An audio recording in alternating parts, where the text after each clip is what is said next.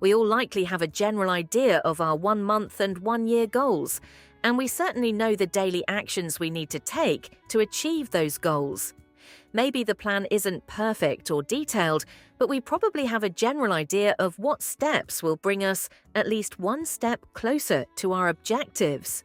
Exactly. I had a complete list of tasks I needed to do, but there was one issue. I didn't know how and when to tackle each one.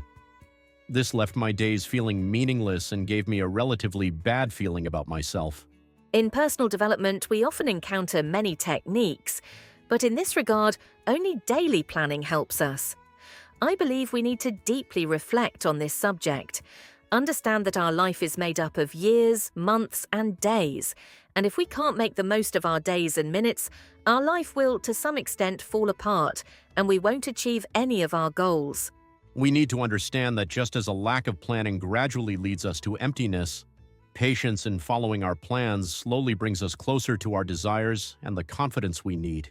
Here, it's worth mentioning an experiment highly relevant to our discussion called implementation intention, created by Peter Gollwitzer, a renowned American psychologist. The experiment is simple. Participants are divided into two groups, A and B, and asked to describe how they spent Christmas. The submission deadline was December the 26th. Group A was simply told to submit their report by that date. However, Group B was instructed to plan when and where they would write the report in addition to completing it. The results were interesting. Only 31% of Group A completed the task, while 71% of Group B, who had planned when and where to do the work, submitted their report. So if we think, I'm not a business person or I don't have a job, so planning isn't for me, we need to get rid of that mindset. Now, let's first talk about prioritizing our plans and then discuss how to create a practical, actionable plan that allows us to improve daily. At the end of the video, we'll also offer a special gift, so stay tuned until the end. Welcome to the Growth Academy. Don't forget to like and subscribe if you've found the video interesting so far. Before the first step, let's talk about Step 0, prioritization. It's simpler than you might think. Let's do an exercise to fully grasp this concept. Look at your schedule for tomorrow and make a list of tasks you'd like to complete. Ask yourself this question: if I only had time to do one of these tasks tomorrow, which one would it be? Your brain will instinctively identify the most important task. Once you find it, circle it and write 1 next to it. Do the same for the remaining tasks to determine their priorities. Now let's move to the first step. We shouldn't let our emotions dictate our decisions. There will be days when, for any number of reasons, we're not in the mood to work, study, or stick to our plans. We need to learn that it's not about how we feel, it's about the importance we place on our goals. Right, this is why creating your plan the night before removes emotions from the process. When you wake up in the morning, there's no need to negotiate with yourself about what to do. Everything is already set. You don't have to ask yourself, based on how I feel, what should I do? Instead, you follow the plan.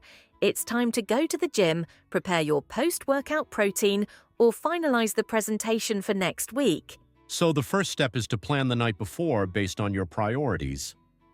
This way, you minimize emotional interference and make consistent progress. The second step, which isn't often discussed, is to recognize your humanity. It's easy to pick up a notebook and pencil and write an unrealistic, superhuman schedule. Wake up at 5 a.m., make my bed by 5:10, brush my teeth and finish personal tasks by 5:30, and hit the gym at 6. Right. This is a mistake because you're cramming a week's worth of activities into 24 hours. We must acknowledge that achieving our goals takes time. We need to gradually adapt to our routines. For example, it's foolish to run 10 kilometers on the treadmill on your first day at the gym. Start small, maybe with 5 minutes on the treadmill. Don't think unrealistically. Overly ambitious routines lead to failure, and we end up thinking planning isn't for us and shouldn't even bother with it. That's wrong. Success comes from gradually building up to where you want to be. This process might take days, weeks, or even longer. Start with tomorrow's plan. Include a few manageable tasks and gradually incorporate additional ones. Use separate time blocks for personal growth activities and address each task systematically. Another helpful method is to include an empty time block in your daily plan, specifically for catching up on unfinished tasks or addressing unexpected priorities. This flexible buffer not only reduces stress, but also ensures that essential items don't slip through the cracks, keeping you on track with your goals. The third step is to learn and take feedback from each day.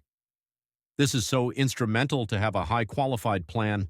For example, I know that if I avoid checking my phone right after waking up, I'm in a better mental state. Or doing a 10-minute meditation before starting a project improves its quality. By consistently applying these methods, you'll feel like you've discovered a perfect formula and gain a sense of mastery over your life. If you would like to know more about these techniques and other life coaching ways, do not forget to subscribe and like this video.